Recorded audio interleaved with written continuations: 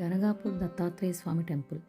ఇక్కడ దత్తాత్రేయ స్వామి రెండో అవతారమైన నృసింహ సరస్వతిగా మనకి దర్శనమిస్తారండి. ఇక్కడ దత్తాత్రేయ స్వామికి శివుడికి విశేష అభిషేక పూజలు చేయించుకోవచ్చు ప్రత్యేకించి. మేము చేయించుకున్నాము. తర్వాత మనకి ఈ రూపంలో అక్కడ దర్శనమిస్తారండి స్వామివారు. అక్కడ స్వామివారి పాదుకలు కూడా చాలా ప్రసిద్ధండి.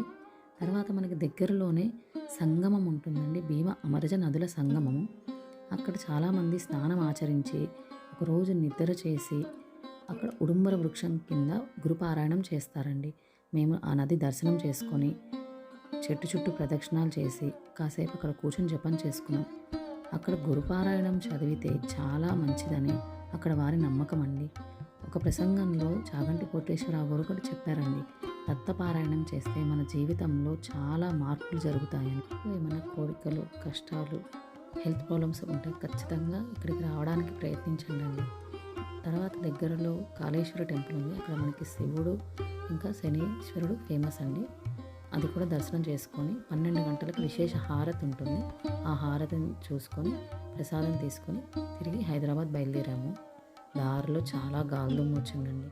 అంటే క్షేమంగా ఇంటికి చేరుకున్నాము స్వామివారి దయ వల్ల. మీరు కూడా ఎప్పుడైనా వెళ్ళదలుచుకుంటే తప్పకుండా వెళ్ళండి.